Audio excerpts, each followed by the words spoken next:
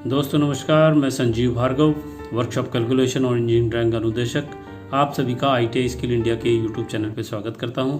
और आज जो मैं वीडियो लेके आया हूं वो हमारे फर्स्ट ईयर के अंदर इंजीनियरिंग ट्रेड से रिलेटेड जो भी स्टूडेंट्स होते हैं उनके लिए जो सब्जेक्ट होता है वर्कशॉप कैलकुलेशन एंड साइंस, उसके अंदर जो सबसे बड़ा चैप्टर होता है हमारा ठोस ज्यामिति मेंसुरेशन। उसके अंदर हमारा जो आयतन से संबंधित मैटर है जिसके बारे में जिसकी थ्योरी में पिछले वीडियो में बना करके अपलोड कर चुका हूं, उसके कुछ उदाहरण मैं इस वीडियो में लेके आया हूं, जिससे कि आप उन उदाहरणों को देखोगे तो आपको वो NCVT के जो ITI के एग्जाम होंगे, NCVT SCVT, उसमें भी काम आएंगे। और उन उदाहरणों का उपयोग आप जो कंपटीशन लेवल के एग्जाम देते हो उसके अंदर भी आपके काम आने वाले हैं, क्योंकि ये जो चैप्टर है मेंसुरेशन वाला, इससे रिलेटेड जो है जो हमारे सवाल होते हैं वो हर कंपटीशन के एग्जाम में आते ही आते हैं। वो हमारा स्टूडेंट चाहे वो टेक्निकल नॉलेज के आधार पे एग्ज़ाम दे रहा हो या वो नॉन टेक्निकल नॉलेज के आधार पे एग्ज़ाम दे रहा हो, सवाल जरूर आते हैं। तो स्टार्ट करते हैं। पहला उदाहरण, ये हमारा जो उदाहरण है वो निमी बेस के ऊपर होता है, जिसके अंदर की चित्र दिया होता है और कुछ पैरामीटर्स दे करके सवाल को सॉल्यूशन निकलवाया जाता है। तो यहाँ पर जो पहला उदाहरण है उसके अंदर L दे रखा है 4.2 मीटर, B दे रखा है 2.3 मीटर, H हमारे को यहाँ पे पूछा जा रहा है। तो यहाँ पर एक समकोण त्रिभुज दे रखा है। एक्चुअल में चित्र देने के अंदर ये L दे रखा है, ये B दे रखा है और ये H दे रखा है। तो ये पाइथागोरस प्रमेय के ऊपर ये समकोण त्रिभुज हमारा पाइथागोरस प्रमेय जो हमारे समकोण त्रिभुज पर आधारित होती है, जिसके अंदर एक कोण हमारा 90 डिग्री होता है और इससे 90 डिग्री के सामने वाली भुजा जो हमारी कर्ण कहलाती है। और अगर इसको थीटा मान लेते हैं तो ये आधार हो जाएगा और ये लंब हो जाएगा। इसको थीटा मान लेंगे तो ये हमारा लंब और ये आधार हो जाएगा। लेकिन इस चित्र में हम इसको कर्ण मानेंगे, इसको आधार मानेंगे, B को, ये हमारा आधार हो जाएगा और साथ में ये हमारा लंब हो जाएगा। तो हमारे को लंब L जो है 4.2 दे रखा है, आधार B हमारे को 2.3 दे रखा है और H हमको निकालना है। तो पाइथागोरस प्रमेय के अनुसार विकर्ण का जो स्क्वायर होता है वो हमारे आधार का स्क्वायर प्लस लंब के स्क्वायर होता है। तो यहाँ पे H स्क्वायर बराबर हो जाएगा 2.3 का स्क्वायर प्लस 4.2 का स्क्वायर। 2.3 का स्क्वायर का मान रखेंगे तो ये 5.29 आएगा और 4.2 को स्क्वायर करेंगे तो ये 17.66 आएगा। इन दोनों को जब जोड़ेंगे तो H स्क्वायर का मान 22.93 होगा। और H का मान निकालने के लिए जब H का जो स्क्वायर, इस H के ऊपर जो स्क्वायर है यानी कि जिसको घात कहते हैं, उस घात को जब पक्षांतर करेंगे तो यहाँ पे ये रूट में आ जाता है, क्योंकि यहाँ पर ये H स्क्वायर बराबर अगर ये 22.93 है तो H निकालने के लिए इसको हम 22.93 की पावर 1/2 भी लिख सकते हैं। तो जो दो पावर हमारी यहाँ पे पक्षांतर होकर के ये 1/2 के रूप में हो जाती है और 1/2 का मतलब रूट होता है। तो यहाँ पर 22.93 का जब रूट निकालेंगे तो वो 4.78 मीटर आएगा, जो कि यहाँ पर हमारे विकर्ण की वैल्यू होगी। और यहाँ पर एक चीज़ और सिद्ध हो रही है कि हमारा जो विकर्ण की जो वैल्यू होती है या कर्ण की जो वैल्यू होती है उसका जो लंबाई होती है वो हमारे आधार और लंब के जो मात्राएं होती हैं उसके योग से कम होती है। तो अगर हम 2.3 और 4.2 को जोड़ेंगे तो यहाँ आएगा 6.5 और विकर्ण आ रहा है हमारा 4.78। इसका मतलब हमारा जो यहाँ पे पीछे हमने ये 5वां पॉइंट पढ़ा था कि समकोण त्रिभुज का जो कर्ण की लंबाई है अन्य दो भुजाओं के योग से हमेशा कम होती है। तो हम यहाँ देख रहे हैं कि हमारे जो विकर्ण की वैल्यू है वो हमारे लंबाई और आधार के योग से कम है। अगला सवाल, D बराबर 92 mm, A की मान निकाली जा रही है। चित्र हमारे को ये दे रखा है जिसके अंदर ये एक वर्ग है जो वृत्त के अंदर बंद है। वृत्त का जो हमारा डाया है वो D है। ये जो D है वो हमारे वर्ग जिसकी भुजाएं A है उसके विकर्ण के बराबर है या होगी। तो यहाँ पर पाइथागोरस प्रमेय के अनुसार कर्ण का स्क्वायर बराबर आधार का स्क्वायर प्लस लंब का स्क्वायर। तो हम जानते हैं कि एक अगर वर्ग का कर्ण निकालना होता है तो वो आधार का भुजा का स्क्वायर प्लस भुजा का स्क्वायर यानी कि 2a स्क्वायर बराबर D स्क्वायर होता है। और a स्क्वायर का मान निकालने के लिए D स्क्वायर बटे 2 कर देंगे। D का मान हमको यहाँ पे डायमीटर 92 दे रखा है। 92 का स्क्वायर 84 में जब 2 का भाग देंगे तो 4232 आएगा। ये हमारे a स्क्वायर के बराबर होगा और a का मान निकालने के लिए ये संख्या हमारी रूट में आ जाएगी, जिसका मान हमारा 65.05 मिलीमीटर हो जाएगा। और ये a स्क्वायर से रूट कैसे हुआ ये मैंने पिछले आपको उदाहरण में समझाया है। अगला उदाहरण दे रखा है, एक D 120, स्मॉल d 70, हाइट हमारी 110, L हमको यहाँ पे निकालनी है। तो ये हमारा चित्र दे रखा है, इसके अंदर ये एक शंकु छिन्नक है जिसके अंदर नीचे का जो डाया है वो बड़ा है, ऊपर का डाया छोटा है। इसके बीच में हाइट जो हमारी ये हमारी एच जो ये है यहाँ पे दे रखी है, यहाँ से लेकर के यहाँ तक की, और एल निकलवाया जा रहा है।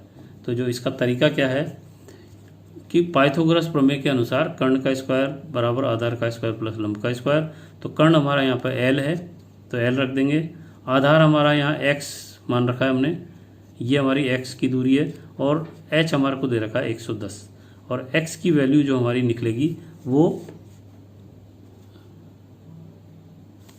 d माइनस डी बाई 2, यानी कि 120 में से 70 घटाएंगे और 2 का भाग देंगे। तो जब 120 में से 70 घटाएंगे तो आएगा 50, 50 में 2 का भाग देंगे तो आएगी दूरी 25। तो ये जो x है हमारी वो 25 mm हो जाएगी। उस कंडीशन में x का स्क्वायर बराबर 25 का स्क्वायर, h का स्क्वायर बराबर 110 का स्क्वायर, 25 का स्क्वायर 625, 110 का स्क्वायर, इन दोनों को जोड़ेंगे तो 12725 आएगा जो कि एल स्क्वायर के बराबर होगा, और एल का मान हमारा होगा रूट 12725। तो रूट 12725 का जब रूट निकालेंगे तो 112.8 मिलीमीटर के बराबर होगा, और यही हमारा उत्तर भी हो जाएगा। अगला सवाल है, एल बराबर 5.2 मीटर दे रखा है, एच बराबर 2.0 मीटर दे रखा है, एल का मान निकाला जा रहा है। चित्र ये दे रखा है जिसके अंदर ये हमारी हाइट है, ये l/2 है, और ये हमारी स्मॉल एल है। तो हमको स्मॉल एल निकालने के लिए, ये एक्चुअल में एल यहाँ से यहाँ तक है, कैपिटल है, इसका आधा कर दिया तो ये l/2 हो गया। एल का मान निकालने के लिए इसको, इसका स्क्वायर, एच का स्क्वायर और इस l/2 का स्क्वायर को जोड़ देंगे तो हमारे पास एल स्क्वायर का मान आ जाएगा, जहाँ पर एल का मान निकालने के लिए रूट निकालेंगे, और इसमें भी हम पाइथागोरस का प्रमेय ही लगाएंगे। तो एल का स्क्वायर बराबर l/2 का स्क्वायर प्लस एच का स्क्वायर, एल बराबर 5.2/2, एच बराबर 2, 5.2 का बटे 2 बराबर 2.6 का स्क्वायर, और 2 का स्क्वायर 2, 4, तो 2.6 का स्क्वायर 6.76 प्लस 4, और एल स्क्वायर बराबर हो गया हमारा 10.76, एल बराबर हो जाएगा रूट 10.76 मीटर, और अगर स्मॉल एल की इसका रूट निकालेंगे तो ये आएगा 3.28 मीटर उत्तर। इसके बाद है उदाहरण हमारा 48। एच, यहाँ पर एक चित्र दे रखा है जिसके अंदर एच हमारे को एच हमको डी के सापेक्ष दे रखी है, और डी का मान हमारे को दे रखा है 30 mm, और सी यहाँ पे पूछा जा रहा है, यानी कि तिर्यक लंबाई पूछी जा रही है। तो यहाँ एच बराबर है 3.6 डी मान 30 है तो ये हो जाएगा 9 mm, और डी का मान 30 mm है। लिप लेंथ सी मिलीमीटर में निकलवाई जा रही है, तो ये हमारा सी निकालने के लिए हम ये d/2 और ये h का स्क्वायर को जोड़ देंगे तो ये भी पाइथागोरस प्रमेय लगेगा। यहाँ पर जो h है वो हमको बड़े चित्र के रूप में यहाँ पे हमने दिखा दिया है।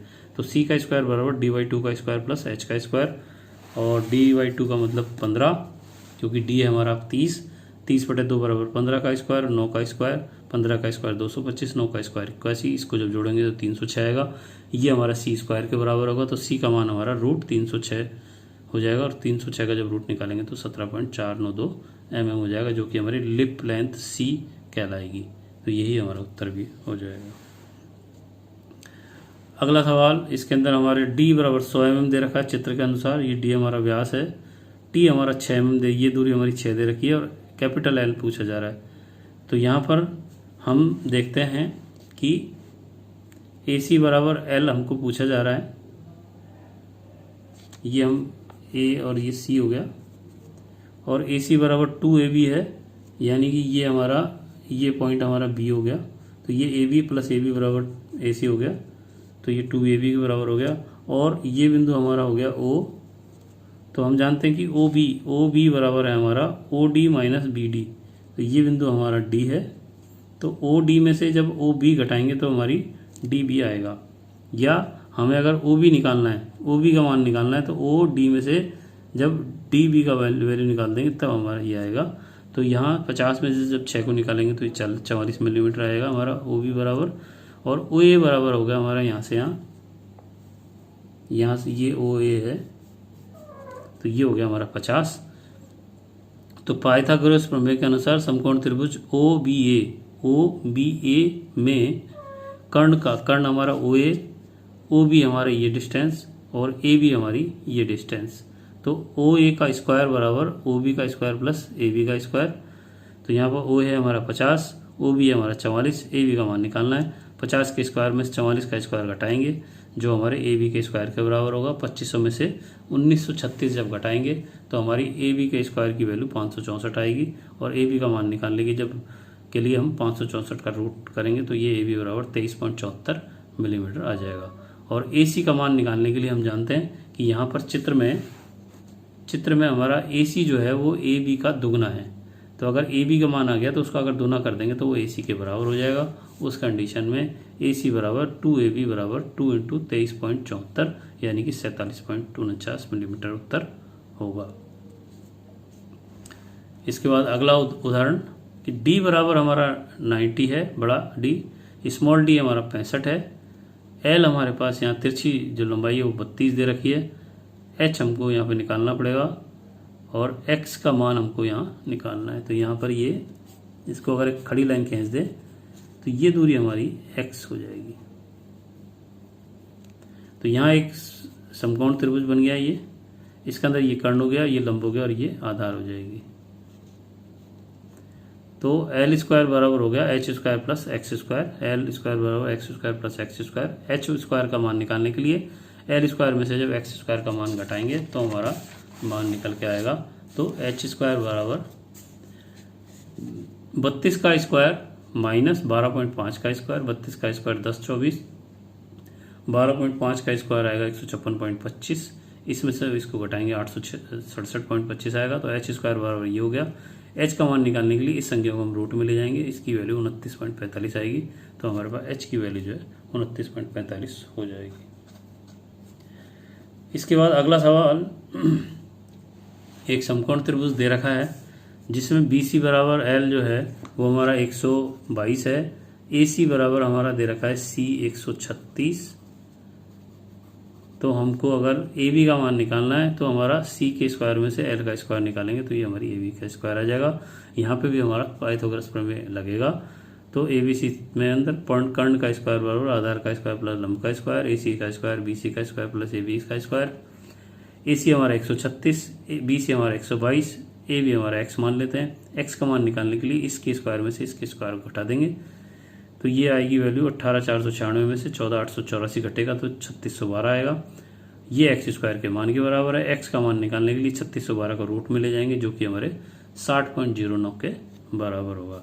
यानी कि एक्स यानी कि ए बी का मान हमारा 60.09 हो जाएगा जो कि mm में होगा क्योंकि हमारी इकाइयाँ सारी यहाँ mm में दे रखी हैं। अगला सवाल d बराबर 84, ये हमने पहले सवाल कर रखा है इसलिए छोड़ देते हैं, बार बार करने से कोई मतलब नहीं है। इसका अगला सवाल भी हमारा कॉमन है, इसको भी छोड़ देते हैं। ये सवाल लेते हैं हम। यहाँ पर एक घनाभ दे रखा है, जो आयताकार घनाभ दे रखा है जिसके अंदर ये दूरी 22 है, ये दूरी 14 है, ये हाइट हमारी 30 है और हमको एक सबसे लंबा जो विकर्ण होगा उसकी वैल्यू निकालनी है डी की। तो यहाँ पर जो पाइथागोरस प्रमेय लगता है इसके अंदर डी बराबर होता है एल का square plus B square plus H square. L बराबर 22, बी बराबर 14 और एच बराबर 30। इनकी जब स्क्वायर करेंगे तो 484 प्लस 196 प्लस 900 आएगा। इसको टोटल करेंगे तो 1580 आएगा। यहाँ पर डी का मान निकालने के लिए जब रूट का मान निकालेंगे तो ये 39.74 मिलीमीटर आ जाएगा जो ही हमारा उत्तर होगा। और लास्ट सवाल इस वीडियो का,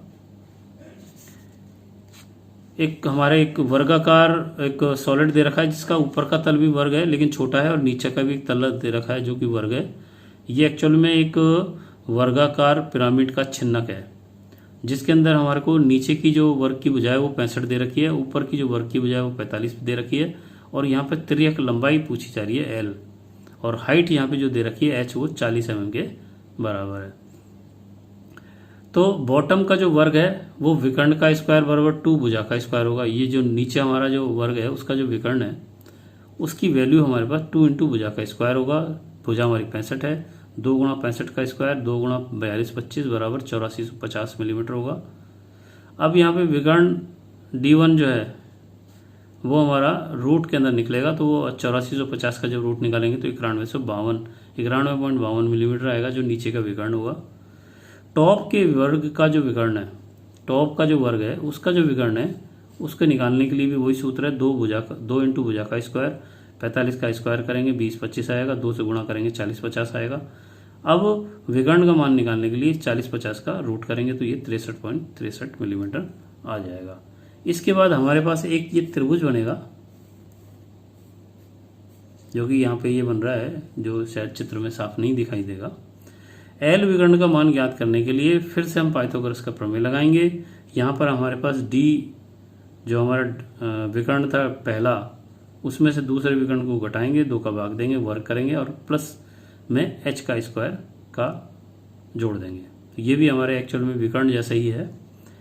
तो यहाँ पे D1 हमारे पास 91.92 था, D2 हमारा 63.63 था। इसमें से घटा करके 2 का भाग देंगे तो 28.39 में 2 का भाग दिया तो ये हमारा 14.14 आएगा। और इधर ये 40 का स्क्वायर है तो ये 1600 हो जाएगा। तो 14.14 का स्क्वायर प्लस 1600 तो ये हो जाएगा 200.68 प्लस 1600। तो यहाँ एल स्क्वायर बराबर हो जाएगा 1800.08। तो एल स्क्वायर बराबर हो जाएगा 200.68 प्लस 1600 बराबर 18.08। इस एल का मान निकालने के लिए 1800.08 का रूट करेंगे तो ये आएगा 42.42 और ये आएगा हमारा मिलीमीटर में। तो ये हमारा इस चित्र के अनुसार जो हमारे को लेंथ चाहिए थी विकर्ण की वो हमारी यहाँ पे निकल के आ जाएगी। तो ये अधिकतर जो क्वेश्चन थे इस वीडियो में वो सारे लगभग पाइथागोरस प्रमेय पे आधारित थे। तो आज के लिए ये वीडियो काफ़ी लंबा हो चुका है ऑलरेडी, तो मैं इस वीडियो को यहीं समाप्त करता हूँ। यदि आपको मेरे समझाने का तरीका अच्छा लगता है तो आप अपने इसको लाइक करें, अपने दोस्तों को शेयर करें, और अगर आप मेरे चैनल पे पहली बार आएँ तो आप इसको सब्सक्राइब करके बेल आइकन को क्लिक करके ऑल पे क्लिक करें, जिससे कि आने वाले सभी वीडियोस आपको समय पे मिलते रहें, जो कि आपको ITI के इंजीनियरिंग ट्रेड के वर्कशॉप कैलकुलेशन और इंजीनियरिंग ड्राइंग से रिलेटेड होंगे। साथ में मैं आपको मेरे चैनल पे अप्रेंटिसशिप से रिलेटेड, प्राइवेट कंपनी में, अच्छी प्राइवेट कंपनी में अप्रेंटिसशिप की वैकेंसी से रिलेटेड, एडमिशन से रिलेटेड, उसके बाद आपके ट्रेड से रिलेटेड वीडियोस भी डालता रहता हूँ या डालता रहूँगा आगे। उनको भी आप देख सकते हैं, जिससे कि आपको अच्छा ज्ञान प्राप्त हो सके। तो आज के लिए इतना ही। नमस्कार, जय हिंद, जय भारत।